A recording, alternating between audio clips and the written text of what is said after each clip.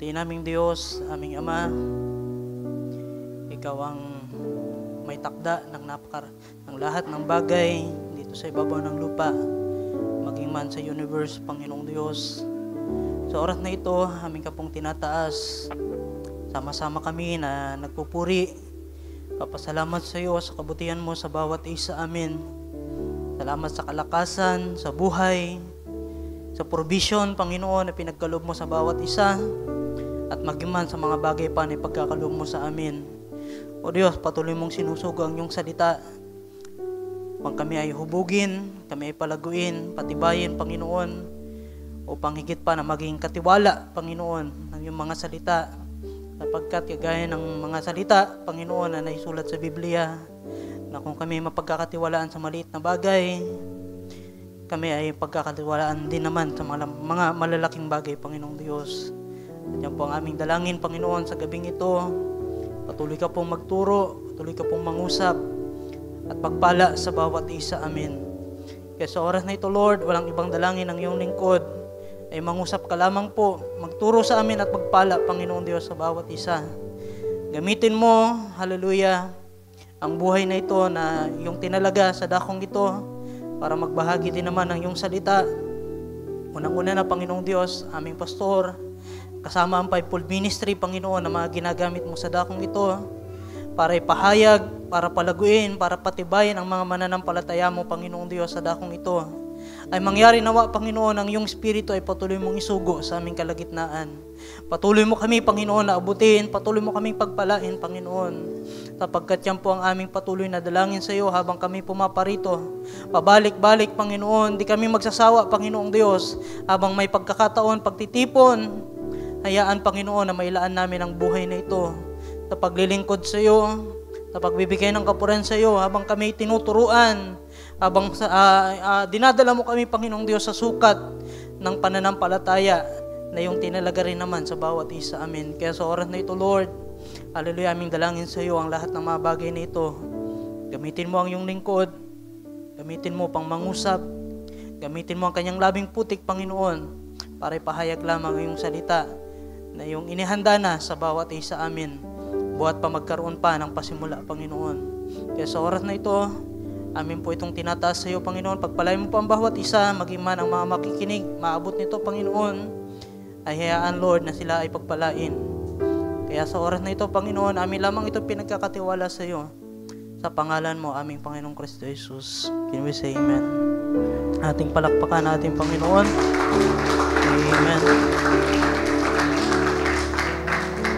At inahin ko ang bawat isa sa pagbasa ng salita ng Diyos. Ito po ay sa Acts chapter 7.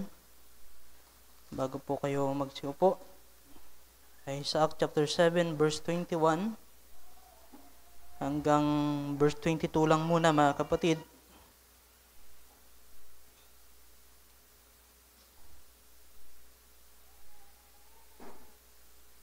Yun yung mabasa dyan, mga kapatid. Tayo patungkol kay Moses. Acts chapter 7 verse 21 to 22. Sabi rito,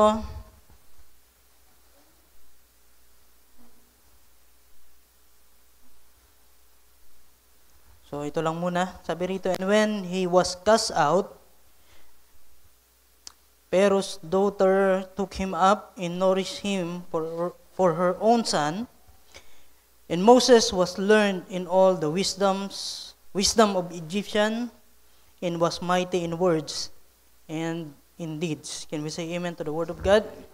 Amen. At malaya po kayong makakaupo sa hapon na ito. At yung isang mic sana, yung ginamit natin nung linggo, yung kulay orange, yung ganito. Mahal na kapatid, ito po kasi ay nagloloko na po ito nung nakarang linggo, kaya pinalitan natin. At di ko alam kung merong uncertain sound doon sa ating live streaming. So nawa, ayos naman sa ating kapatid, Brother Chot, yung ating audio. So salamat sa Panginoon. So sa oras na ito, mga kapatid, ay ako po ang naatasang tumayo sapagkat nung nakarang linggo sana ako, pero dahilan meron tayong bisita, ay si Pastor Nestor po yung binigyan natin ng pagkakataon para magbahagi ng salita. At minupo ng ating kapatid na ako po ang mangusap at magsalita sa gabing ito. At nawa ang Panginoon po ang higit na magsalita sa ating kalagitnaan. Sapagkat siya po ang ating pinarito, although yung tao, mga kapatid, ay kanyang ginagamit, pero higit nating tinitingnan ng Diyos ang mangusap sa ating mga puso. Amen? At sa oras na ito, so kung meron mga announcement, next Sunday, meron din tayong ulit na bisita. Alam naman na ito ng lahat. At sa ilang pang mga announcement, mamaya na lang siguro, mga kapatid. So, salamat, Brother Edison. Amen.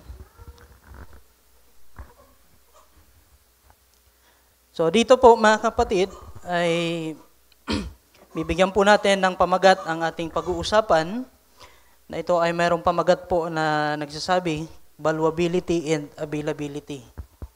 So kung magagawang i-plus ng ating kapatid, so yan ay mayroong kinalaman sa value at sa pagiging availability o pagiging available ng isang bagay. Valuability and availability. Valuable and available, mga kapatid. Sapagkat ito po ay napakagandang pag-aralan natin. Although kung bubulayin nyo lang po sa inyong sarili, meron na kaagad kayong makukuha. So ito po ay pag-usapan natin ayon sa bagay na napagbulayan ko, ayon sa bagay na nais din naman na ipangusap sa atin ng ating Panginoon. Sapagkat kagaya na po ng ating binasa, yung valuable na value, ibig sabihin ng valuable, mga kapatid, ay merong halaga ang isang bagay na ito. Kaya ang isang tao ay meron siyang halaga sa paningin ng isang tao, kaya sa paningin ng ating Diyos. Kaya po yung ating binasa, mga kapatid, sa Acts chapter 7, verse 21, ay makikita natin dito na si Moises, mga kapatid, ay isang lingkod ng Diyos na ginamit para palayain ang bayan ni Israel o kaya galing sa Egypt patungo sa lupaing ipinangako ng ating Panginoon na kung saan doon sila ay higit pa nakakatagpuin ng ating Diyos. So, kung ating babalikan mga kapatid, ito yung panahon na kumbaga binalikan ng mga lingkod ng Diyos sa Acts, na ito ay kwento ng mga lingkod ng Diyos sa mga tao na nais na abutin ng Diyos sa panahon na ito, sa bayan ni Israel, maging man doon sa mga bayan na nakapalibot sa Israel, mga kapatid.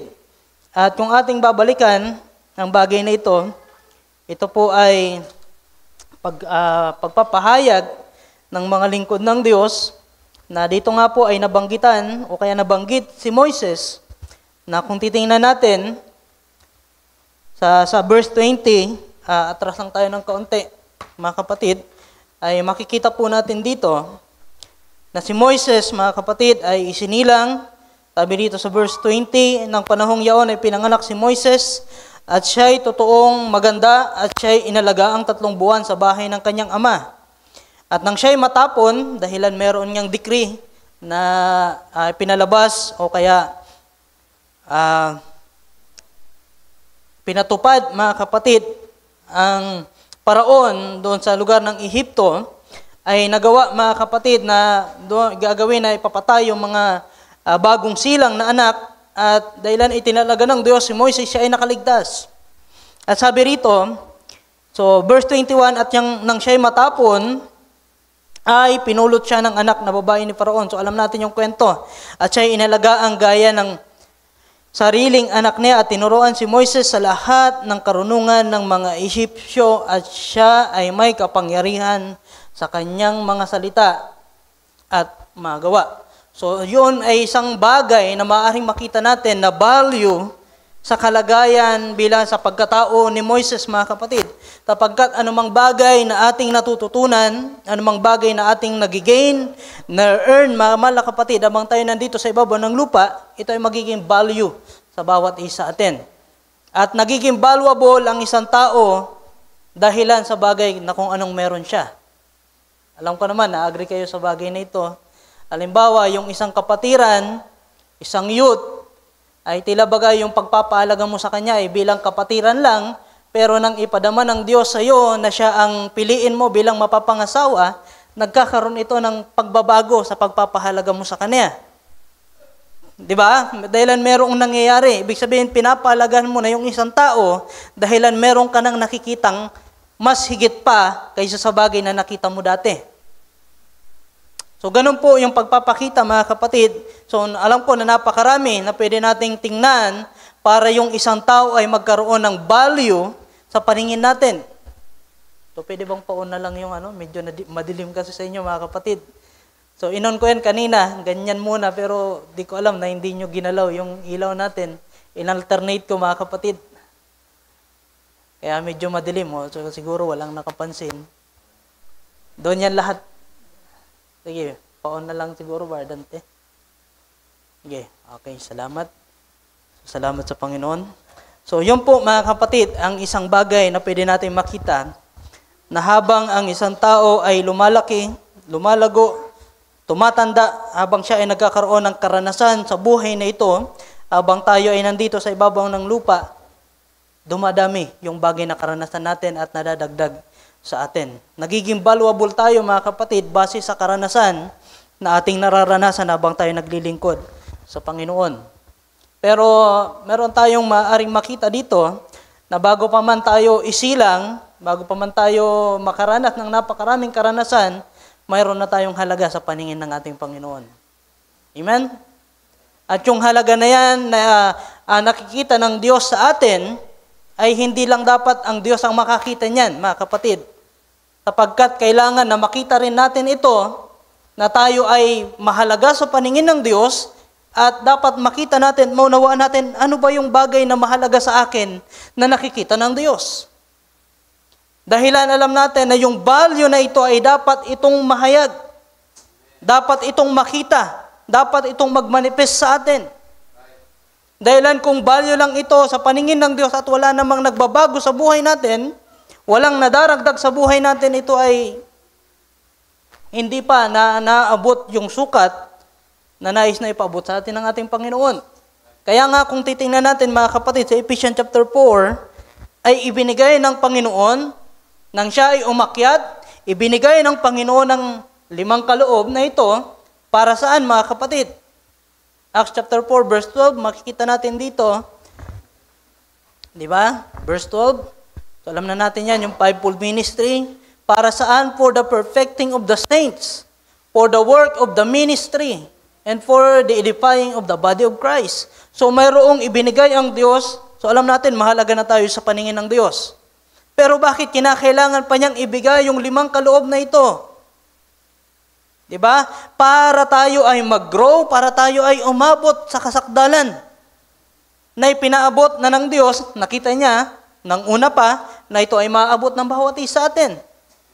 Kaya nga, nagsisikap tayo, mga kapatid, na pumarito sa gawain ng Panginoon para wag nating mapalagpas yung pagkilos ng Espiritu ng Diyos sa pamamagitan ng kanyang 5 kaloob. Diba? For the perfecting of the saint, for the work of the ministry, and for the edifying of the body of Christ. Next, verse 13.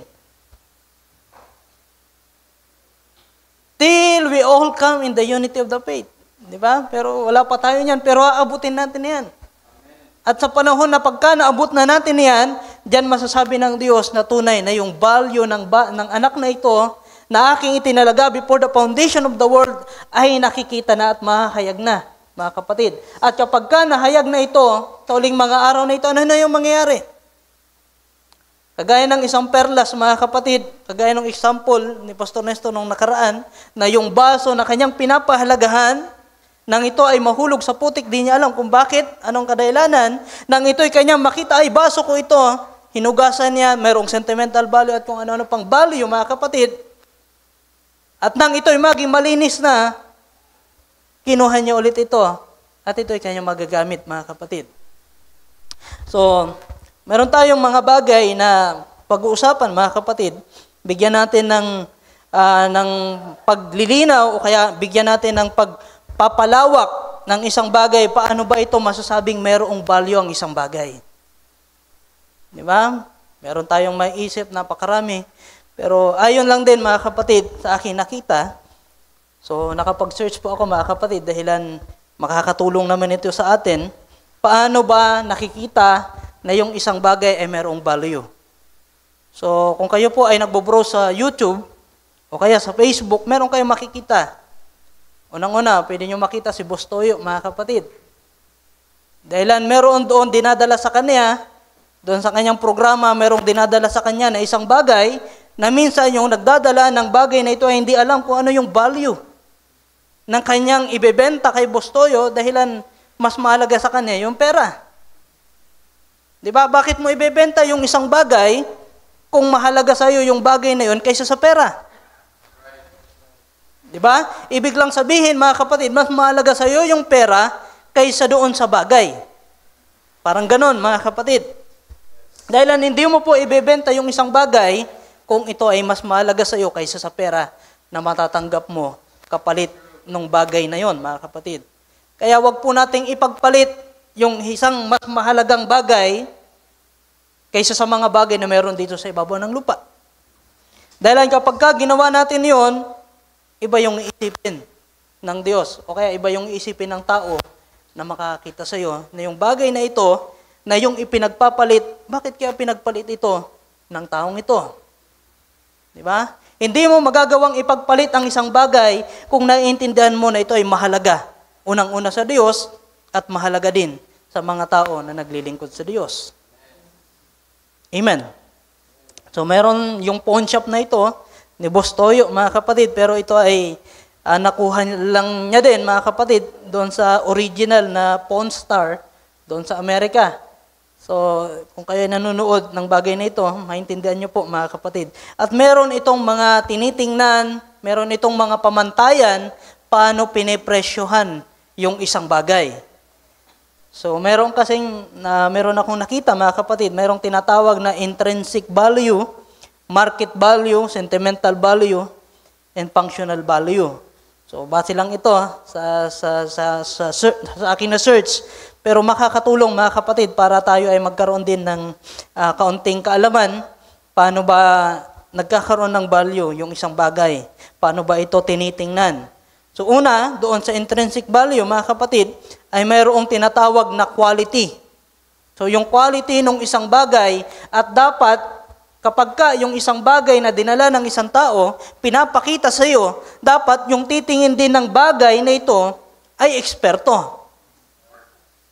Dahil kung hindi eksperto yung titingin sa bagay na ito, mga mahal na kapatid, sayang. So hindi ito matitingnan at hindi ito matitimbang ng tama. Kaya dapat nasa tamang tao tayo. Amen. Nasa tamang lugar tayo, mga kapatid, na kung saan maganda yung tingin o kaya yung quality na tinitingnan ng bagay na ito. So, yung quality, yung pinakauna. Yung quality ng item, gawa ba ito sa kung ano?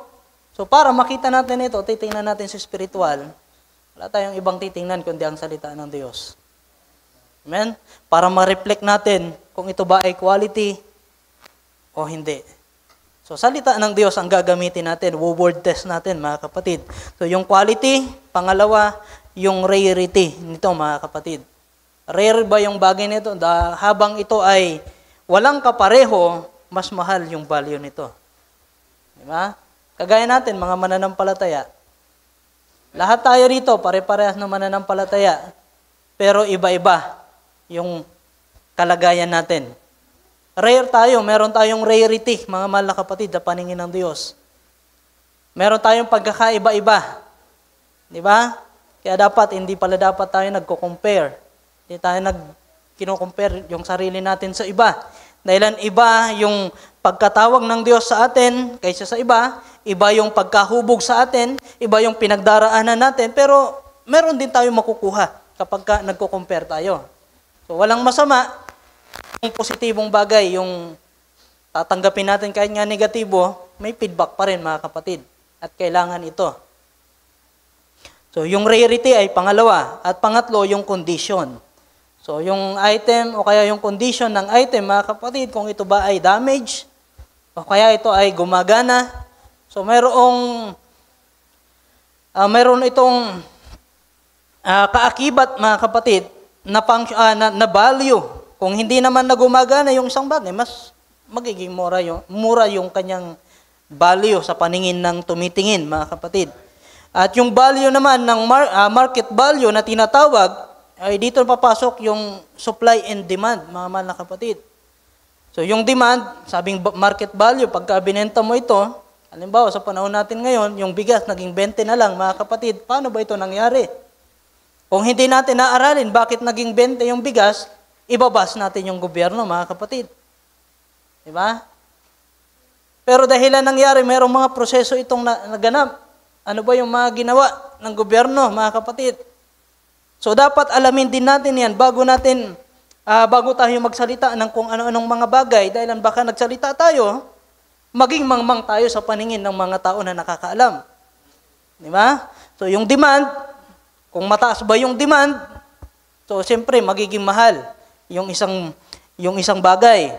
So alam nyo naman na siguro ito, yung supply and demand, mga kapatid, yung paano ito gumagana.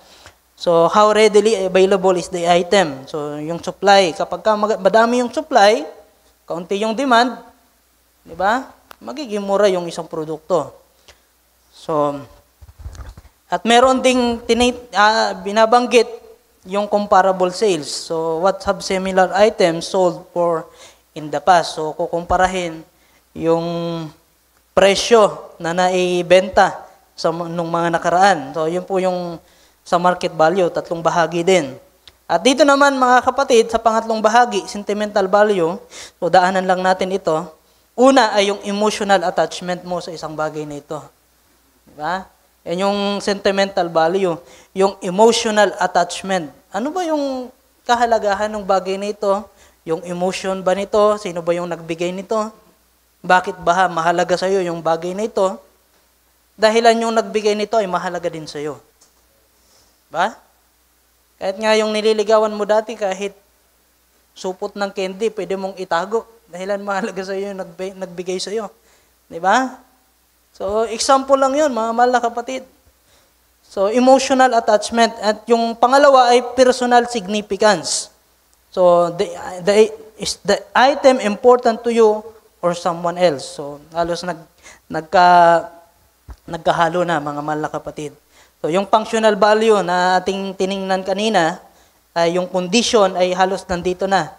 So, yung functional value, mga kapatid, kung ito ba ay nagagamit o hindi. Usefulness and functionality. At yung other factor, mga mahal na kapatid, ay yung brand, reputation. Kung kilala yung brand, yung pangalan, mga kapatid, ay mas magiging mahal. So, masusundan nyo kung kayo ay nakapanood na ng mga video na aking binabanggit, mga mahal na kapatid. At yung pangalawa ay kung yung edad nito, yung katandaan ng value, yung item, mga mahal na kapatid, kung vintage na ba ito or antique.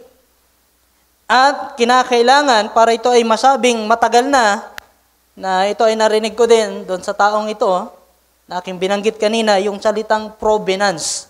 So malimit ko itong mapakinggan sa kanya, yung salitang provenance. So, dapat mayroong proof, mga mahal na kapatid, na ito talaga ay umidad na ng ganitong panahon o kaya ito ay galing kay artista na ito, kaya galing kay Magellan o kanino pang mga kilalang tao. So, mayroong provenance, mga mahal na kapatid, mayroong dokumentado na history ng ownership, mga mahal na kapatid. So, isa lamang yon, so marami lang yon, mga kapatid, sa mga bagay na magdidetermine ng value ng isang bagay. Pero kung kayo ay nagbubulay-bulay, makikita natin na yung provenance, yung age, yung reputation, kung ating titingnan ito, kung ito ay galing sa Diyos, mga mahal na kapatid, makikita natin na ito ay mahalaga at mayroong value sa paningin ng ating Panginoong Diyos. So, balikan lang natin, mga kapatid, yung patungkol kay Moises, na alam naman natin, mga kapatid, na si Moises ay tinawag ng Diyos doon sa Exodus chapter 3, kung ating babalikan, basa muna tayo, mga kapatid. So nawa ay hindi po ito maging mahaba. Sa Exodus chapter 3, from verse 1 hanggang chapter 4, sapagkat dito po nangyari yung pagtawag ng Diyos kay Moises. So, inyo po akong samahan sa pagbabasa ng salita ng Diyos sa bahaging ito. Pero mayroon po tayong makita. So yung na-search ko mga kapatid ay makakatulong lang ito. Pero nawa, meron po tayong makita doon. Masigit nating pahalagahan ang salita ng Diyos kaysa sa mga bagay na ito. So Exodus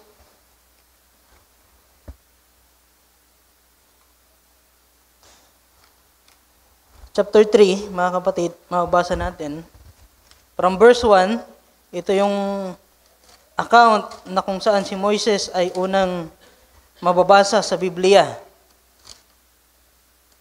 So Exodus chapter 3, verse 1, ilalagaan nga. So marahil ito ay patungkol na, mga kapatid, na si Moises ay magkaroon ng encounter sa ating Panginoong Diyos. So inalagaan nga ni Moises ang kawan ni Jethro na kanyang biyanan na saserdote sa Madian at kanyang pinatnubayan ang kawan sa likuran ng ilang at napasabundok ng Diyos sa Horeb. So ito po mga kapatid, yung panahon na si Moises ay umalis na sa lugar ng Ehipto. At ang anghel ng Panginoon ay napakita sa kanya sa isang ningas ng apoy na mula sa gitna ng isang mababang punong kahoy at siya ay nagmasid at narito ang kahoy ay nagniningas sa apoy at ang kahoy ay hindi natutupok. At sinabi ni Moises, ako'y liliko ngayon at titingnan ko itong dakilang panuorin kung bakit ang kahoy ay hindi natutupok. At nang makita ng Panginoon na panunuorin niya, ay tinawag siya ng Diyos mula sa gitna ng mababang punong kahoy at sinabi, Moises, Moises, at kanyang sinabi, narito ako. At sinabi, huwag kang lumapit dito. Hubarin mo ang iyong panyapak sa iyong mga paa, sapagkat ang daok kong iyong kinatatayuan ay banal na lupa.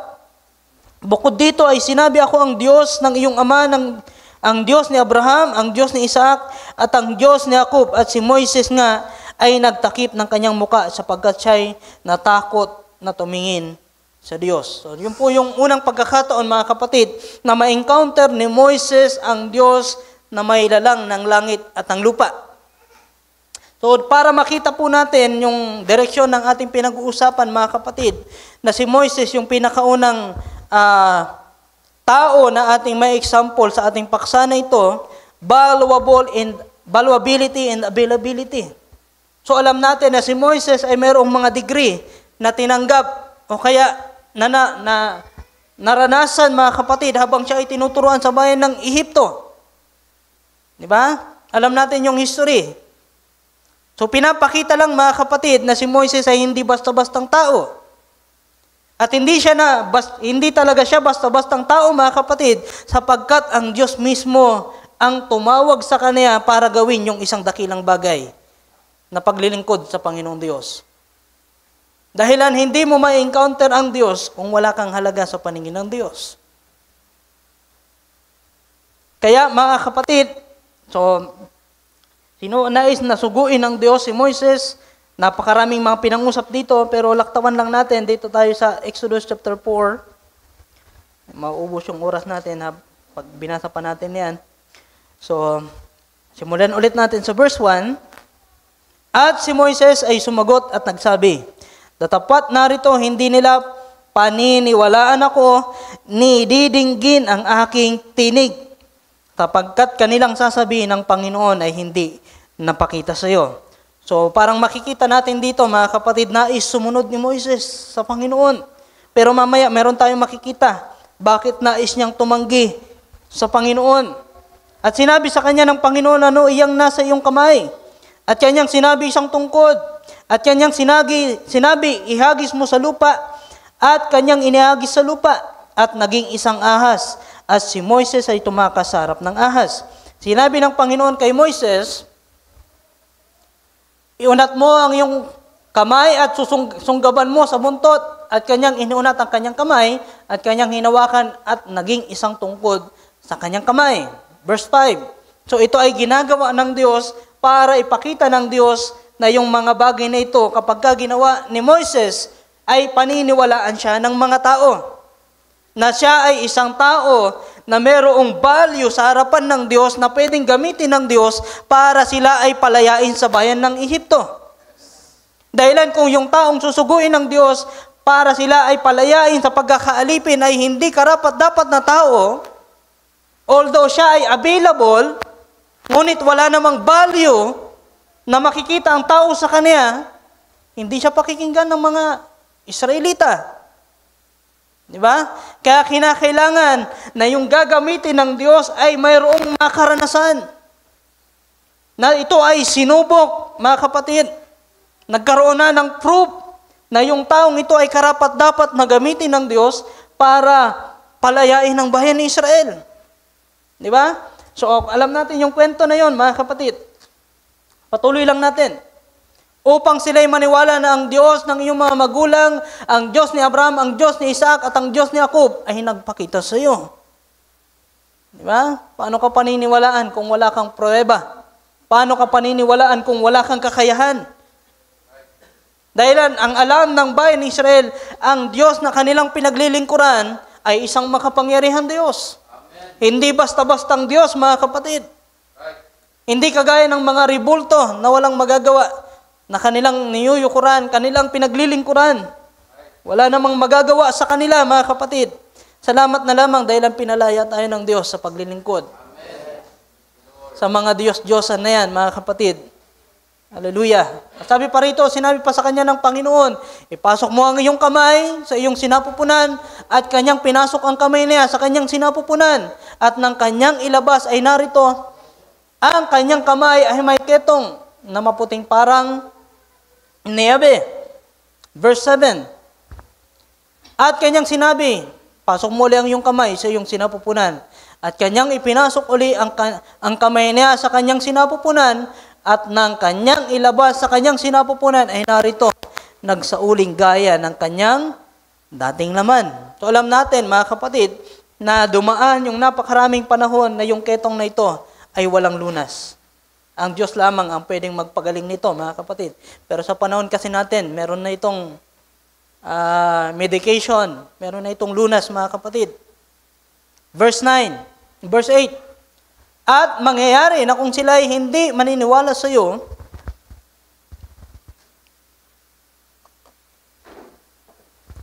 ni makikinig sa tinig ng unang tanda, ay paniniwalaan ang tinig ng huling tanda. Verse 9. At mangyayari na kung sila ay hindi maniniwala sa dalawang tandang ito, ni hindi makikinig sa iyong tinig, ay kukuha ka ng tubig sa ilog at iyong ibubuhos sa tuyong lupa, at ang tubig na iyong kukunin sa ilog ay magiging dugo sa tuyong lupa. Verse 10. At sinabi ni Moises sa Panginoon, O Panginoon, nag-aalinlangan na si Moises. Naniniwala siya na kayang gawin ng Diyos yung napakaraming mga malahimalang bagay. Mga kapatid, O Panginoon, ako'y hindi marikit mangusap. Kahit ng panahong nakaraan, kahit mula nang magsalita ka sa iyong lingkod, sapagkat ako'y kimi sa pangungusap at umid sa dila. So yung ating pamagat po, mga kapatid, valuability and availability. Marahil makikita natin na yung isang tao mayroong value sa paningin ng Diyos. Lahat po tayo dito mayroong value sa paningin ng Diyos. It's a common thing. Lahat tayo dito, mga kapatid, mayroong value sa paningin ng Diyos. Pero ibang bagay kapag yung isang bagay na mayroong value ay available na magpagamit sa Panginoon. Kasi base, mga kapatid, doon sa aking napakinggan na availability o kaya availability without value leads to irrelevance. Baliktarin lang natin. Valuability without availability, magiging walang kabuluhan yung isang bagay na ito. Sa kabila na mayroong value ang isang bagay, pero hindi available, o kaya yung isang tao, mayroon siyang value sa paningin ng Diyos, pero hindi niya nagagawang ipagamit ang kanyang sarili sa Panginoon, walang magagawa yung bagay na ito. So simple lang yung inspirasyon, mga kapatid, na nais na ipakita ko po sa gabing ito, na dapat lahat naman tayo dito may value sa paningin ng Diyos eh. Pero bakit hindi nagiging available para magpagamit sa Panginoon? Sapagkat kagaya ni Moises, meron siyang nakikita na mga bagay na kahinaan sa kanilang sarili. At yung mga kahinaan na yan, mga kapatid, ang dahilan kung bakit hindi na ibabalik ang kapurihan sa Panginoon. So, isa lang yan, mga kapatid. Pwede pa kayo mag-search ng napakaraming mga tao na ginamit ng Diyos na sa una ay nag-alinlangan na magpagamit sa Panginoon. Pangalawa, pwede natin makita si Gideon, hindi yung kapatid natin ha. Si Gideon sa Bible, na kinatagpo ng Diyos, na nais na gamitin ng Diyos para yung bayan ni Israel ay maging mananagumpay. Pero dahilan sa ilang mga bagay na kanyang pinag-aalinlanganan sa kanyang sarili, ay nagawang tanggihan ang tinig ng Panginoon na siya ay magpagamit sa kanya. Diba? Si Gideon, mga kapatid, sabihin natin na isang taong matatakutin. Si Gideon ay nais ng mayroong tanda na nakikita bago muna kumilos at bago muna gumawa at sumunod sa Panginoon. Pero minsan, mga kapatid, kung titimbangin natin alin ba yung mahalaga, yung tanda ba o yung salita ng Diyos na higit na mapagkakatiwalaan sa lahat ng bagay sa ating mga buhay. Kaya minsan, kapag nandyan na yung salita ng Diyos, huwag na tayong humingi ng tanda, mga kapatid. Sapagkat ang salita ng Diyos ay sapat para tayo ay dalhin at sumunod sa bagay na nais na ipagawa ng Panginoon sa bawat isa atin. So, sino pa? Si Jonah, mga kapatid. Isang valuable na tao. Merong value sa paningin ng Diyos, merong credibility. Merong integrity, mga kapatid. Merong mga pinahalagaan sa kanilang buhay at nakita ito ng Diyos na ito ay marapat at mainam na gamitin ng Diyos. Pero dahilan sa mga bagay na naiisip ng tao, yung kanilang availability ay hindi nagawang ipagamit sa Panginoon. Meron pang gustong ma-achieve, meron pang gustong maranasan, meron pang hinihintay sa Panginoon, o kaya meron pang gustong maranasan dahilan sa mga sinasabi ng ibang mga tao. Meron pang gustong patunayan na ang Diyos na yung unang nagpatunay sa iyo nang ikaw ay kanyang tawagin, kapatid. Isang pagpapatunay na ang Diyos ay merong nais ipagawa sa iyo. Pero tayo minsan bilang tao, mga kapatid, mas gustuhin pa natin na gawin yung mga bagay na ginugusto natin kaysa ginugusto ng Diyos sa ating mga buhay. Di ba? So, paano ba natin ito makikita, mga kapatid? So, meron na tayong tiningnan. Yung mga bagay na yon, nabanggit na natin. So, pag-isahin na lang natin, meron tayong value sa paningin ng Diyos. And you agree with me, mga kapatid? Yes. Di ba? Makinig lang kayo ng mainam sa paningin, sa salita ng Diyos. Makita na natin na merong value ang salita ng Diyos sa inyong mga puso. Pero kung hindi tayo makikinig ng maayos sa salita ng Diyos, masabi natin na tila baga walang value yung salita ng Diyos sa atin. Bakit? Hindi tayo atentibong nakikinig. Pero kung magiging atentibo tayo, makikita natin mahalaga yung salita ng Diyos sa atin. Diba? So, paano lilitaw yung value ng isang bagay? Paano ito mahahayag, mga kapatid? Kagaya natin bilang isang mananampalataya na aking nabanggit kanina. Paano natin masasabing mayroon tayong value sa paningin ng Diyos? Dapat itong makita. Dapat itong masumpungan sa atin. Dapat itong mahayag sa atin, mga kapatid. Amen. Dapat yung value na ito nakikita at nararanasan natin. Di ba? Kung mahalaga tayo sa paningin ng Diyos, sasabihin natin dapat yung isang mahalagang bagay sa paningin ng Diyos dapat pinagpapala. Kung mahalaga tayo sa paningin ng Diyos, dapat ang Diyos ay nararanasan natin. Kung mahalaga tayo at kung tunay tayong tinawag ng Diyos, walang masama na humingi ng katunayan sa Panginoon. Pero nawa, mayroon din pa rin tayong ginagawa habang naghihintay tayo ng patunay ng Diyos sa ating mga buhay. Diba? So kung tayo mahalaga sa paningin ng Diyos, mga kapatid, dapat ito ay nasusumpungan sa atin at dapat itong nahahayag sa atin. So you are valuable because God, unang-una nakikita ng Diyos yung kalagayan natin o kaya yung value natin. Given na yan, mga kapatid. Before the foundation of the world, alam natin to, tayo ay tinalaga, tayo ay pinili, tayo ay pinili na ng Diyos, minahal na tayo ng Diyos. Pangalawa, mga kapatid, dapat yung bagay na nakita ng Diyos ay makita natin sa ating mga buhay mismo. At kayo yung nakakaalam niyan, mga mahal na kapatid, hindi na kailangan na yung ibang tao din ay magsabi pa sa inyo. Karagdagan na lang yun, mga mahal na kapatid. Dapat unang-una na makita natin, ay makakita nito ay yung ating sarili. Totoo ba akong MC? Totoo ba akong song leader? Dapat ikaw mismo yung nakakita nito. Di ba? Kung meron mang sinasabi yung ibang tao, karagdagan na lang po yan, mga mahal na kapatid. Di ba? So, basahin natin yung Matthew chapter 13, verse 45 to 46. Ito ay isang pamilyar na talata. Nasabi rito, again, the kingdom of heaven is like unto a merchant man, seeking goodly pearls. So, sa Tagalog, basahin natin.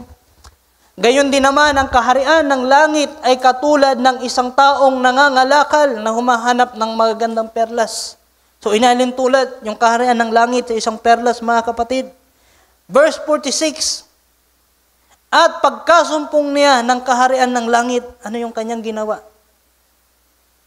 Yumaon siya at ipinagbili ang lahat niyang tinatangkilik at binili yung bagay na yon. So parang pumapasok tayo dito, yung comparison, mga kapatid, para makita mo yung value ng isang bagay. Ipinagbili mo yung mga tinatangkilik mo para matanggap mo yung isang mahalagang perlas na binabanggit ng Biblia na kagaya ng kaharian ng langit. At nang ito'y masumpungan ng taong itong mangangalakal, ipinagpalit na niya yung napakamahalagang bagay sa kanyang buhay. At ito'y kanyang binili, mga mahal na kapatid. Amen. Pero tayo minsan, nababaliktad natin. At aminado naman tayo sa bagay na ito, mga kapatid, na minsan mas nauuna natin yung mahalagang bagay kaysa sa mahalagang perlas na ito na binabanggit ng Biblia. Bakit? Kailangan natin, merong sinasabi yung ibang tao, kailangan ko yung ganito, at napakinggan ko nga yung testimony ni Brother Sunny nung last night, kagabi. Tama ba, kagabi? O nung isang gabi, mga kapatid? Nung isang gabi, Lunes ng gabi, na yung kanyang magulang ay naghihingi ng PRC ID sa kanya. Di ba? So God bless you, Brother Sunny, kung nakikinig ka man sa gabing ito. At nawa, hallelujah, anumang kalooban ng Diyos, kung nakikinig ka, Brother Sunny, pagpalain ka ng Diyos sa gabing ito. So, nagpaabot na siya sa akin, mga kapatid, na hindi siya makakadalo sa gabing ito dahil siguro umuwi pa sila doon sa buhi. So, nandito, mga kapatid, at pagkasumpong ng isang mahalagang perlas, sumaon siya at pinagbili ang lahat niyang tinatangkilik at binili yaon, mga kapatid. So, binili niya, pinagpalit niya yung mga bagay na mahalaga sa paningin ng tao at binili niya yung mahalaga sa paningin ng ating Panginoon Diyos. So sa Revelation chapter 3, verse 14 to 19, isang bagay din na makikita natin. Ito ay nasa panahon ng Laodicea, mga kapatid. So basahin natin from verse 14 up to verse 19. At sa anghel ng Laodicea, ng iglesia sa Laodicea, ay sulat mo, ang mga bagay na ito ay sinasabi ng siyanawa, ng saksing tapat at totoo ng pasimula ng paglalang ng Diyos. Verse 15, nalalaman ko ang iyong magawa, yung deeds, mga mahal na kapatid.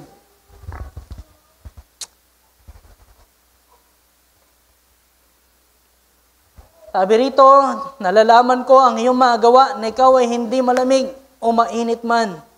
Ibig ko sanang ikaw ay malamig o mainit. Next, verse 16, kaya sapagkat ikaw ay malahininga at hindi mainit o malamig man, ay isusuka kita sa aking bibig. Pagka sinabing isusuka yung isang bagay, di ba, kapag ka lumabas na yan, halimbawa naging suka na, mga kapatid, iba na yung value niyan, mga mahal na kapatid. Bakit mo pakakainin yan? Dahil tulad na yan ng Biblia, mga kapatid. Kapag ka yung isang bagay na naisuka ng isang tao, o kaya naisuka na, at kinain mong uli, mga kapatid, pati ikaw na kumain, ay naapektuhan yung value mo. Diba? Dahil na tulad sa isang aso, na hinihimuran yung kanyang naisuka, kinakain uli. At alam natin kung ano yung value ng ganitong bagay. At hindi magandang bagay kapag ka ito yung maranasan ng isang mananampalataya na naisuka sa bibig ng ating Panginoon.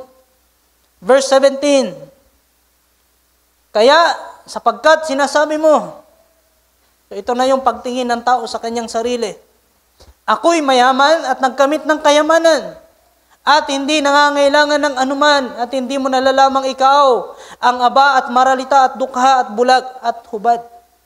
So makumpara natin, iba yung pagtingin ng Diyos sa pagtingin ng tao. At dapat ang maging pagtingin natin ay kung ano yung pagtingin ng Diyos. Para wag nating masayang yung panahon at yung pagkakataon na ibinibigay ng Panginoon sa ating mga buhay. Isang paalala ito, mga mahal na kapatid, sa atin. Amen. At hindi mo na lamang ikaw ay aba at maralita at dukha at bulag at ubad.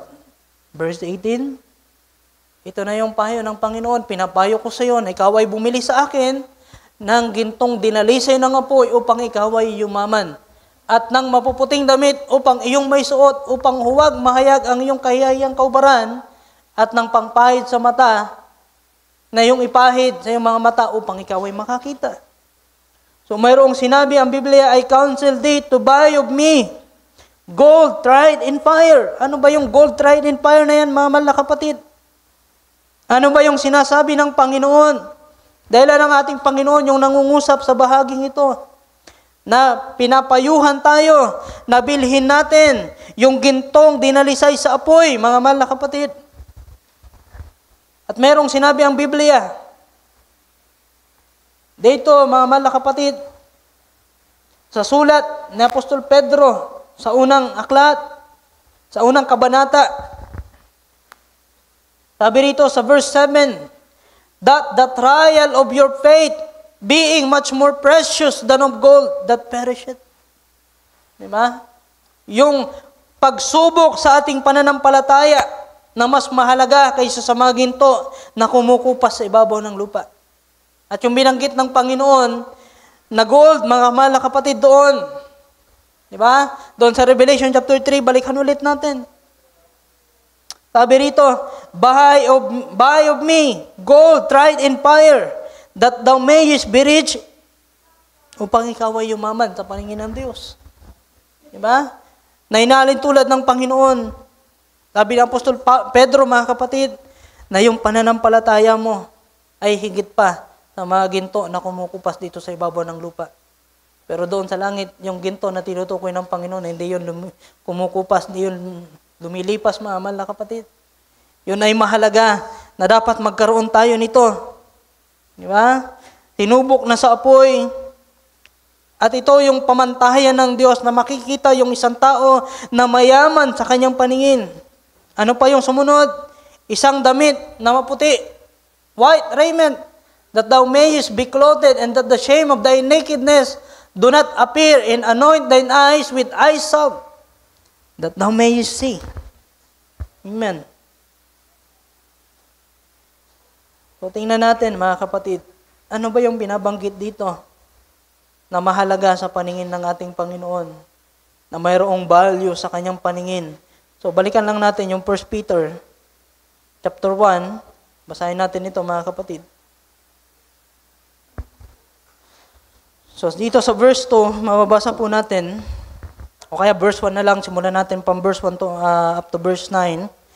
Dito si Apostol Pedro, pinakilala niya yung kanyang sarili, an apostle of Jesus Christ, to the strangers scattered throughout Pontus, Galatia, Cappadocia, Asia, and Bithynia, elect according to the foreknowledge of God the Father, through sanctification of the Spirit unto obedience, and sprinkling of the blood of Jesus Christ, grace unto you in peace be multiplied. Di ba? Napakaganda yung introduction ng Apostol Pablo. Isang tinawag ayon sa kaisipan ng Diyos bago pa ang pasimula. Pinaging banal, mga mahal na kapatid, patungo sa pagsunod. Amen. Verse 3.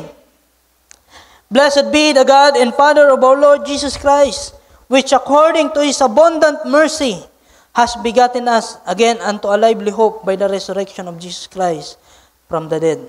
Verse 4, sa Tagalog, sa isang manang di nasisira at walang dungis, at hindi kumukupas, na inilaan sa langit para sa inyo. Next verse, na ito ay sa kapangyarihan ng Diyos ay iniingatan sa pamamagitan ng pananampalataya sa ikaliligtas na nahanda upang ihayag sa huling panahon. So yan yung binabanggit ko po kanina, mga kapatid, na nais ihayag ng Diyos sa huling mga araw na ito. Yung value na meron sa kanyang nobya. Diba? Kung mahalaga yung nobya na ito sa paningin ng Diyos, meron siyang ginagawa sa panahon natin. Na yung value nito ay kanyang hinuhubog sa panahon natin. Kailangang masubok, kailangang mapatunayan, kailangang dumaan sa napakaraming mga test, mga kapatid, para masabing ito ay mayroong value. Diba? Kung naisulat nyo yung mga test na ginagawa ng mga tao, para mapatunayan lamang na yung isang bagay mayroong halaga, mayroong mataas na halaga. Dapat alam din natin, paano ba mapapatunayan na yung isang anak ng Diyos ay mahalaga sa paningin ng Diyos? Dapat pala meron po tayong ginagawa, mga kapatid. Unang pinakamahalagang tinitingnan ng Panginoon na kanyang sinabi. Patuloy lang natin sa verse 6. Sabi rito sa verse 6, na ito ang inyong totoong kinagagalak, bagamat ngayon sa sandaling panahon, kung kailangan ay pinalumbay kayo sa mulit-muling pagsubok. Salamat sa mga pagsubok na yan, mga kapatid. Pasalamatan natin yung mga pagsubok na yan. Yung mga manifold temptation na yan. Dahil yan yung ginagamit para tayo mahubog. Verse 7. Ito na yung binasa natin kanina. Upang ang pagsubok saan? Sa inyong pananampalataya.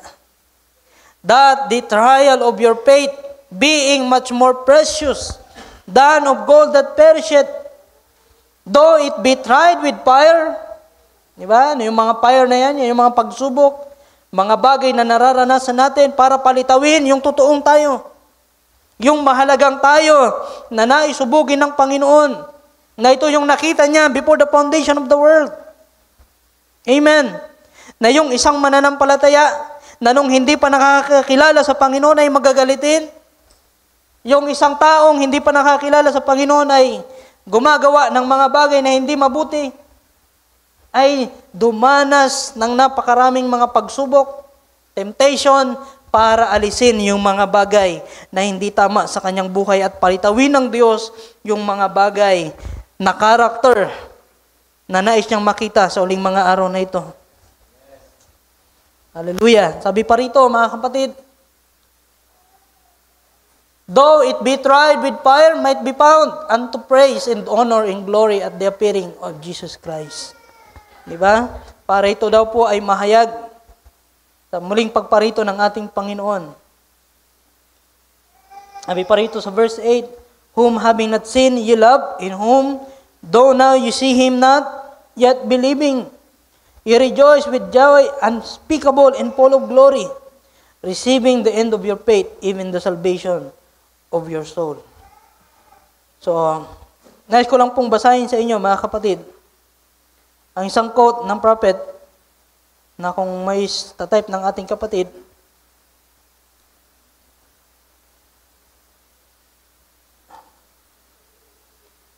so hanap lang ako ng isang keyword na pwede nating i-search. So ito kasi ay sa pangalan ng prophet na an exposition of the seven church of ages sa the Pergamean church age. So pakitype, Sister Ann, in Acts chapter 3 verse 16, when Peter was asked In Acts chapter 3, tutuldok verse 16, when Peter was asked, ano yan? In Acts chapter 3 verse 16, when Peter was asked how the mighty miracle had taken place upon the crippled one at the gate beautiful, he explained it on this wise. And Jesus, yung his name through faith, in Jesus' name, has made this man, former crippled, strong.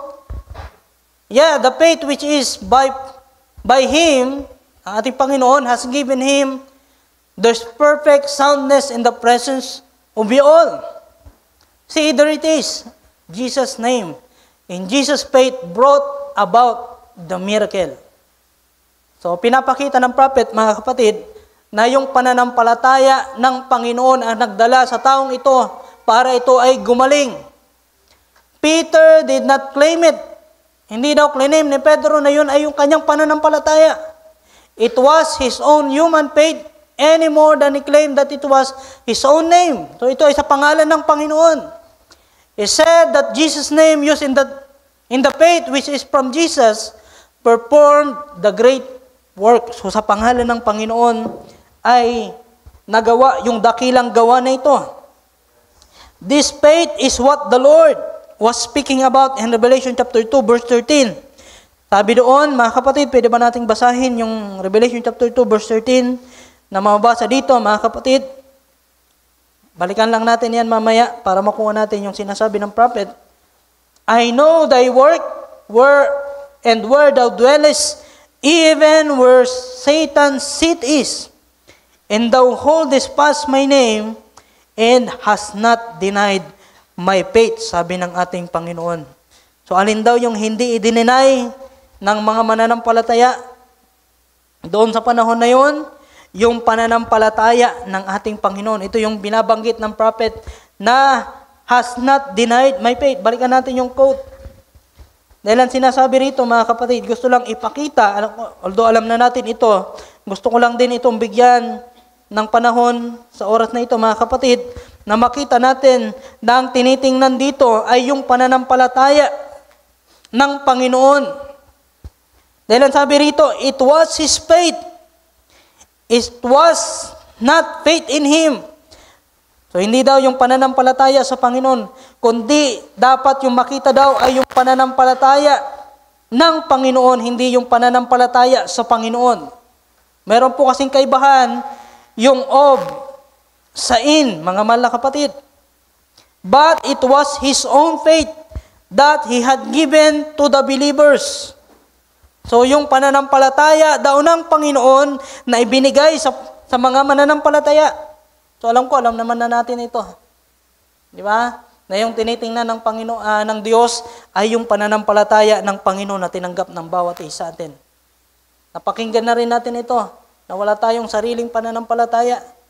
Ang meron tayo ay yung pananampalataya ng Panginoon na tinanggap ng bawat isa atin. He is the author and finisher of our faith, mga mahal na kapatid. Dahil kung pananampalataya lang natin ito sa ating sarili, wala itong kabuluhan sa Panginoon. So kaya ito yung binabanggit ng prophet. It was not faith in Him, but it was His own faith, yung pananampalataya ng ating Panginoon, that He had given to the believers. Romans chapter 12 verse 3, according as God has dealt to every man. According to verse 1, the men are brethren. So, basahin din natin yung Romans chapter 12, verse 1 to 3. Nabanggit kasi dito ng prophet. So, antabay lang tayo, mga kapatid. Romans chapter 12, verse 1 to 3. Sabi rito, alam din natin to. So, I beseech you, therefore, brethren, by the mercies of God, that you present your bodies a living sacrifice, holy, acceptable unto God, which is your reasonable service. Ito daw yung katampatan nating pagsamba, ang maiharap natin yung katawan natin na mahalaga sa paningin ng ating Panginoon, na ito ay banal, is a living sacrifice, at ito ay kaaya-aya sa paningin ng ating Panginoon. Verse 2, sa paanong paraan, huwag daw tayong magsiayon sa sanlibutang ito, kundi mag-iba kayo sa pamamagitan ng pagbabago ng inyong pag-iisip. So magmumula daw ito mga kapatid sa pagbabago ng ating kaisipan. Di ba? Ano yung kaisipan natin? Dapat yung kaisipan natin ay ang paglingkuran ng ating Panginoon. Di ba? At mamaya, meron pa tayong makikita sa bagay na ito. Kundi mag-iba kayo sa pamamagitan ng pagbabago ng inyong pag-iisip upang mapatunayan ninyo kung alin ang mabuti at kaya-aya at lubos na kalooban ng Diyos. So bakit dito binanggit ni Pablo na yung pag-iisip ay napakahalaga sa isang mananampalataya? Because, mga kapatid, kung paano ka nag-iisip, di ba? Makikita kung ano rin yung value mo. Kasi yung pag-iisip mo, makikita dyan yung pagdedesisyon mo, mga kapatid. At nung nakaraan, binanggit ko sa mga kabataan, paano ba nagdedesisyon yung mga yung isang tao? Mayroong mga basihan, bakit nagdedesisyon yung isang tao? Di ba? So sabi pa rito, verse 3, sapagkat, sabi sa English, for I say, through the grace given unto me, to every man that is among you, not to think of himself more highly than he ought to think, but to think soberly. So mag-isip daw siya ng mayroong kahinahunan. So dapat yung kanyang pag-iisip ay kagaya, sabi rito, according as God has dealt to every man the measure of faith. Ayon sa kasukatan ng pananampalataya na ibinahagi ng Diyos sa bawat isa. Nawa, masundan niyo po yung bagay na ito, na dapat magkaroon tayo ng pag-iisip na mayroong kainahunan na ayon, sabi rito, na ayon sa kasukatan ng pananampalataya na ibinahagi ng Diyos sa bawat isa. So yung pananampalataya na meron tayo, ito ay binahagi lang ng Diyos sa atin. At dapat tiyakin natin na meron na tayong tinanggap na pananampalataya sa Panginoon. Dahil yung pananampalataya na yan, mga mahal na kapatid, ang titingnan ng Panginoon kung tayo ba ay mayroon ng value sa kanyang paningin. Amen. Dahil kung nagsasabi tayo mananampalataya, pero wala tayong pananampalataya ng Panginoon. Di ba? Kaunting kapigatian lang, gusto mo nang umalis sa gawain ng Panginoon, hindi yun pananampalataya ng Panginoon. Pananampalataya mo yun, mga mahal na kapatid. Iba yung pananampalataya ng tao at iba yung pananampalataya ng Panginoon. Di ba? Kasi nasusubok po yan. The way you think, nakikita kung ano yung kaisipan na meron ka. Kung ang iniisip mo palagi ay ang gawain ng Panginoon, ayaw mong umabsent sa gawain ng Panginoon, pananampalataya yon ng Panginoon. Pero kung yung pag-iisip mo ay hindi mo na ko attend ng gawain ngayon, pananampalataya mo yon bilang isang tao. Di ba? So makikita natin na iba yung pag-iisip na nandyan yung pananampalataya ng Panginoon at iba yung pag-iisip na yung pananampalataya mo lang bilang isang tao. Naniniwala tayo, yung mga Katoliko meron silang pananampalataya, pero hindi yung pananampalataya ng Panginoong Hesus. Di ba? Kasi kung pananampalataya ng Panginoon yung tinanggap natin, walang absent sa gawain ng Panginoon. Amen. Sabi ko nga sa mga kabataan, kahit mayroong kang karamdaman, hindi ka absent sa gawain ng Panginoon.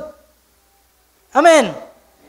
Kasi yung pananampalataya na meron ng Panginoon, kapag ikaw ay merong karamdaman, hindi ka absent. Bakit? Kaya kang pagalingin ng Panginoon sa pagkakataong yun. Amen. Kaya hindi dahilan na merong sakit ikaw o yung anak mo para hindi ka dumalo ng gawain. Amen. Come on, mga mahal na kapatid. Nagiging rason natin yung mga napakaraming mga bagay para hindi natin pahalagahan yung gawain ng Panginoon. Kaya tuloy pabalik-balik yung sakit mo kasi hindi mo nagagawang isipin yung kaisipan ng Panginoon na doon dadaloy yung kanyang pananampalataya. Amen. Hallelujah. So malimit namin itong pag-usapan ni Brother Billy. Nagkaroon lang ng pagkakataon ngayong gabi. Bakit merong mga kapatiran na hindi umaatin ng gawain dahil meron lang sakit? Kaya ka naman pagalingin ng Panginoon eh. Amen.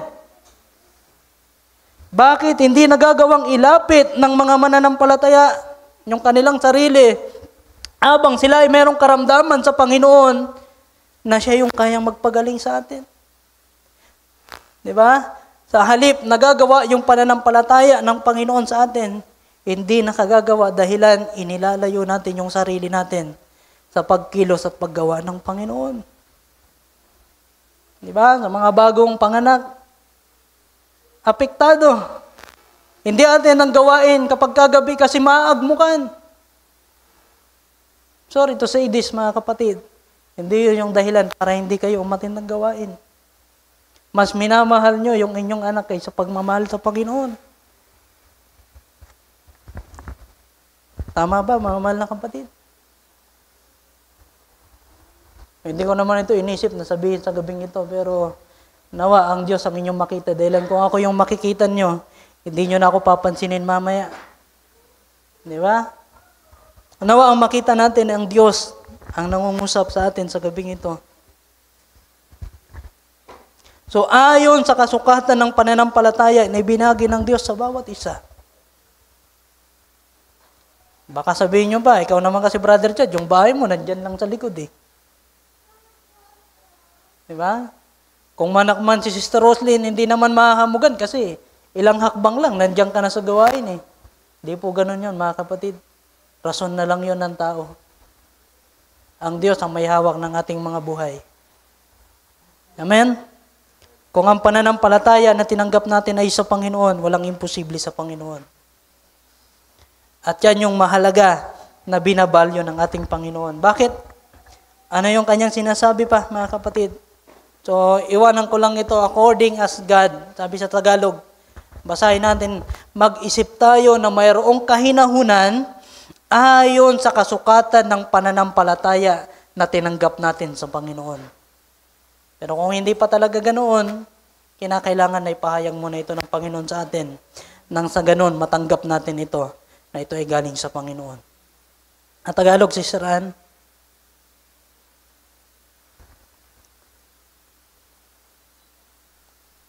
So sabi rito, na sa bawat tao sa inyo na huwag mag-isip ng kanyang sarili ng totoong matayog kaysa nararapat niyang isipin, kundi mag-isip na may kahinahunan ayon sa kasukatan ng pananampalataya na ibinahagi ng Diyos sa bawat isa. So balikan natin yung quote ng prophet. So bakit ba kasi mahalaga yung pananampalataya na yan? So Hebrews chapter 11 verse 6. Ito kasi yung pinag-uugutan ko, mga kapatid. Hebrews 11 verse 6, but without faith, it is impossible to please Him. Kaya napakalaga ng pananampalataya ng Panginoon na tinatanggap natin sa Kanya. Yung pananampalataya natin at pananampalataya ng Panginoon dapat nagkakaisa. Di ba?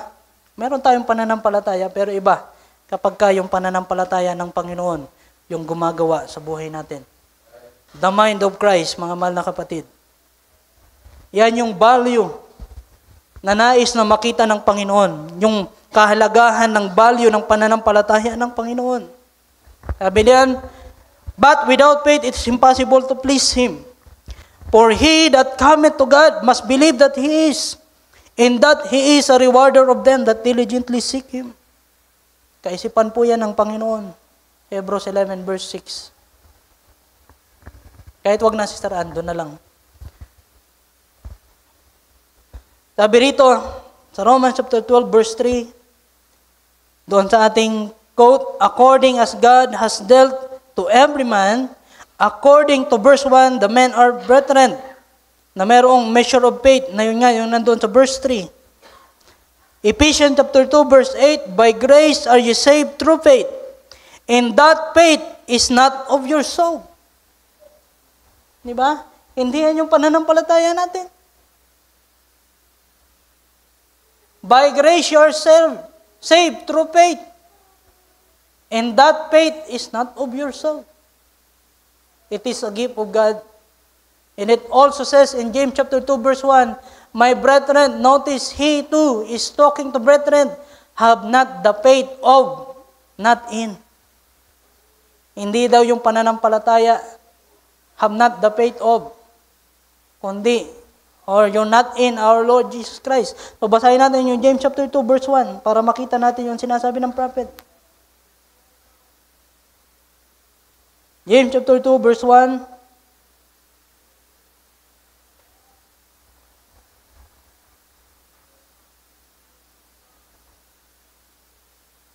So, hindi ko po intention mansaway, mga kapatid, sa gabing ito. Gusto ko lang sana mag-Bible study. Pero nawa, makatulong yung bagay na yun sa bawat isa atin. My brethren, have not the faith of our Lord Jesus Christ, the Lord of glory with respect of person. Sa Tagalog, basahin natin. Mga kapatid ko, yayamang mayroong kayong pananampalataya ng ating Panginoon. Hindi pananampalataya sa Panginoon. Although mahalaga din yun, pero ang gustong ipakita dito sa atin ay yung pananampalataya mismo ng Panginoon yung tanggapin natin. Hindi lang yung pananampalataya sa Panginoon. Kasi yung pananampalataya sa Panginoon sa atin yun. Yung pananampalataya ng Panginoon sa Kanya yun na ibinibigay sa atin. So nawa, hindi po natin mapagbali-baliktad, kundi nawa, maintindihan natin kung ano yung pagkakaiba niyan. May pananampalataya ang Panginoon, meron din tayong pananampalataya.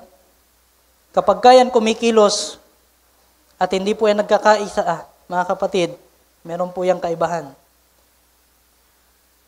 So, yun po, mga kapatid.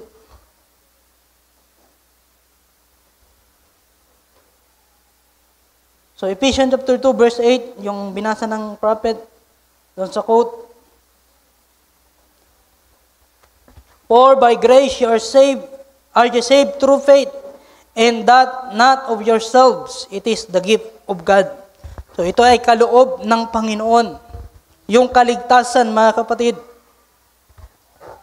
And that is not of yourselves, kundi yan ay galing sa Panginoon. So sa Tagalog ng Ephesians chapter 2 verse 8, sa pamamagitan, sapagkat sa biyaya kayo ay nangaligtas sa pamamagitan ng pananampalataya. At ito'y hindi sa inyong sariling pananampalataya.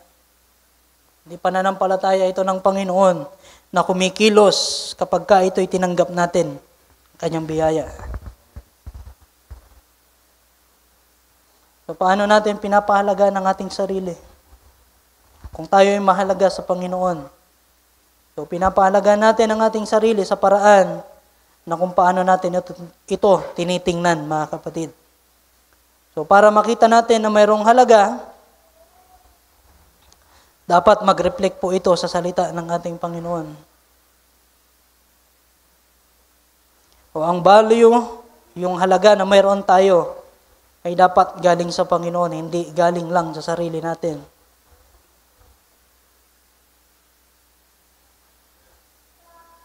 Sa Hebrews chapter 11 verse 23 to 26, mababasa natin, mga kapatid. So, konti na lang. Sabi rito, verse 23 to 26, patungkol ulit kay Moises, sa pananampalataya ng ipanganak si Moises, ay itinagong 3 buwan ng kanyang mga magulang sapagkat kanilang nakitang maganda ang bata. At hindi sila natakot sa utos ng hari. Sa pananampalataya nang lumaki na si Moises ay tumangging siya'y tawaging ang anak ng babae anak na babae ni Paraon, na pinili pa ang siya'y tampalasanin na kasama ng bayan ng Diyos kaysa magtamo ng nagsisikupas na kaligayahan sa pagkakasala, na inaring malaking value, inaring malaking kayamanan ang kadustaan ni Kristo kaysa sa mga kayamanan ng Ehipto, sapagkat ang kanyang titigan ay ang gantimpalang kabayaran. Diba? Mas pinili pa ni Apostol Pablo, ni Moises, mga kapatid, yung kadustaan na meron sa ating Panginoon kaysa sa mga kayamanan na pwede niyang manahin. Kung hindi lang sana siya umalis doon, mga kapatid. Pero mas piniling sumunod sa Panginoon kaysa sa mga bagay na mayroong kayamanan ang bayan ng Ehipto, mga mahal na kapatid. So ano pa Acts chapter 20, verse 24. Sabi rito, but none of these things move me. Neither count I my life dear unto myself, so that I might finish my course with joy in the ministry. So ano yung kaisipan ni Pablo? Datapwat hindi ko minamahal ang aking buhay na waring sa akin ay mahalaga. Maganap ko lamang ang aking katungkulan at ang ministeryong tinanggap ko sa Panginoong Hesus na magpatotoo ng ebanghelyo ng biyaya ng Diyos. So ito yung mahalaga sa paningin ni Pablo. Ang maganap niya yung kanyang katungkulan. At yung ministeryong tinanggap niya sa Panginoon. At ito yung isang bagay na valuable sa atin. Kaya tayo nagiging valuable sa Panginoon dahil meron tayong hinahawakang mga ministeryo sa Kanya. Kaya yung ministeryo na tinanggap natin sa Panginoon, dapat pala na pinapahalagahan natin. Gaano man yan kaliit, mga mahal na kapatid, pahalagahan natin yan. Sapagkat yan yung tinitingnan ng Panginoon.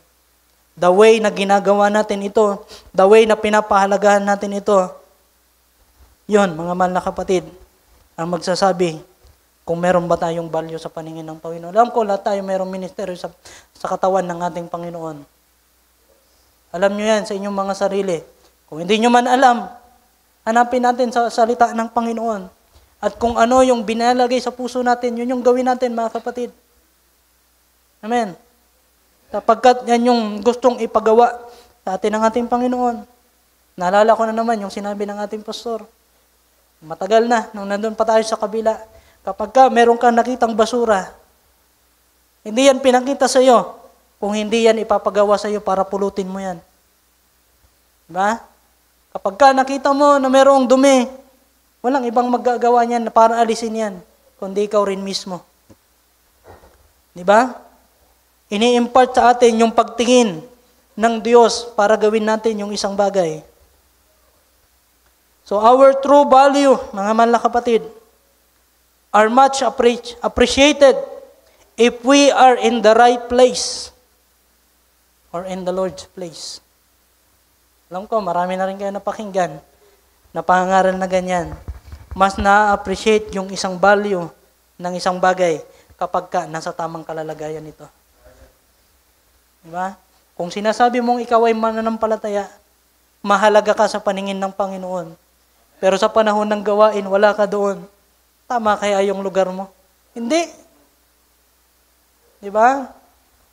Kaya nga sabi ng Panginoon, kung saan may pagkakatipon, huwag nating pabayaan. Kundi ating pahalagahan, mga mahal na kapatid. Bakit? Mahalaga ito sa paningin ng Panginoon. Pinapahalagahan niya ito dahil ito lamang yung pagkakataon na tayo magkakasamang sumamba sa ating Panginoon.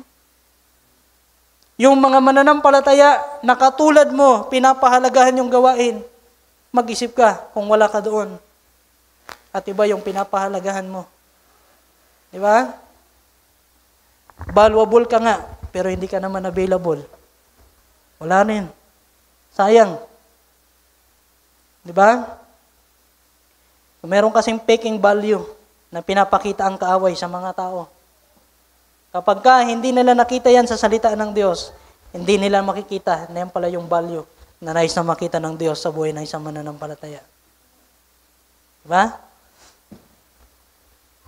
Although we are available in the eyes of the Lord, He wants us to be available to Him. Amen.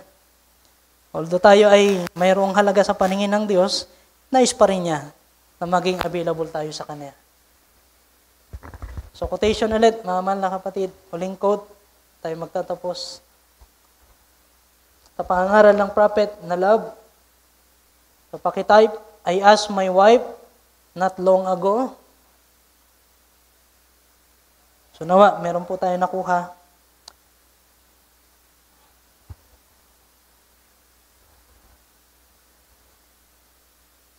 Sabi niyan ng prophet, I asked my wife, tinanong niya yung kanyang asawa, si Meda, not long ago, I said, I want to ask you something, honey. I said, what is real true value placed on?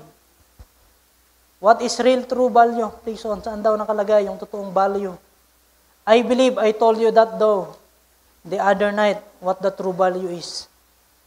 Nothing but lost soul. So, ibang drive naman na ito. Is the only thing that's got any value in it. Money passes away, homes decay, and go away. Everything in the earth moves away. The only value, lasting value. I'd rather have one soul in glory. Pero yung iba kasi mayroong dalawang kaluluwa eh. Pero isa lang yung kaluluwa natin, mga kapatid. I'd rather have one soul in glory than I want to Christ, to know and see that light of God circles around that soul. Through all eternity, my name to be associated with that than to have every penny of money in the whole earth, because I'd have to lose it all. But what you send up there is eternal, and that's the reason we're trying. Yan daw yung dahilan, kaya tayo patuloy na sumusubok. Di ba? Mahalaga sa paningin ng Diyos. May value sa paningin ng Diyos yung kaluluwa. Amen. So, di ko alam kung paano palalawakin yan. So, yung nakita ko dyan, mga kapatid, unang-una, yung pamilya natin na wala pa sa Panginoon. Di ba? Kaya tayo nananatili sa gawain. Dahil alam natin, mayroon pang tatawagin ng Panginoon. Gagamitin tayo. Pero paano kung umalis ka? Mawala ka sa gawain. At yung kaluluwa ng mga taong aabutin sa pamamagitan mo. Although, alam naman natin, kayang abutin ng Diyos ang lahat ng kaluluwa na kanyang tinalaga. Pero mayroon pa rin tayong gagampanan, mga mahal na kapatid. Di ba? Matanggap man daw natin yung mga salapi na meron sa ibabaw ng lupa kung mawala naman yung kaluluwa na yan. Di ba? Na mayroong value sa paningin ng Panginoon. Piliin natin yung value o kaya yung isang bagay na pinapahalagahan ng ating Panginoon kaysa sa mga bagay na meron sa ibabaw ng lupa. Kaya sabi ko, mga mahal na kapatid, sabi ko kanina, yung totoong value ng isang bagay, masigit na na-appreciate kapag ka ito ay nasa tamang kalalagayan, nasa tamang lugar. So, nawa, tayo umaasa na nasa tamang lugar tayo sa mga oras na ito. Amen. Ang Diyos ang nagtalaga sa atin na tayo maparito sa gabing ito. At dito, higit na pinapahalagahan ng Diyos ang value ng bawat isa. Sapagkat dito natin napapakinggan na tayo ay pinahalaga ng Diyos bago pa man itatag ang sanlibutan. Amen. Kaya mga mahal na kapatid, nawa, meron po tayo nakita. So, minsan, ang udyok ng Espiritu ng Panginoon ay hindi natin maintindihan kung kailan ito darating. Pero nawa, kapag dumating ang udyok ng Espiritu ng Panginoon, sundin natin. Amen? Dahil yan yung paraan ng Diyos para abutin yung mga nais niyang abutin at gumawa siya kahit hindi natin ina-expect yung isang bagay. So, ang ating title, Valuability and Availability. Dapat magkasama yan, mga mahal na kapatid. Kung mahalaga tayo, dapat available tayo sa Panginoon. Kaya dapat nasa tama po tayong lugar para maggamitin at magpagamit sa ating Panginoon. So, ating palakpakan na ating Panginoon.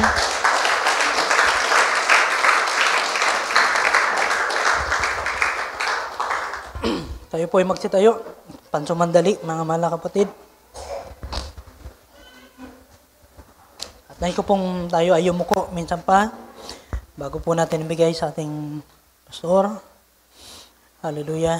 Baba po natin mga puso. O Diyos, naming Ama, salamat po sa oras na ito. Salamat po sa iyong mga salita. Salamat po sa pagtuturo sa amin, Panginoon, at pagpapakita sa amin na kami ay mahalaga sa iyong paningin. At kinakailangan na sa tama po kaming kalagayan. At Lord, salamat dahil dinala mo po kami sa tamang kalalagayan na kung saan masikit kaming na-appreciate, Panginoon, sa dakong ito.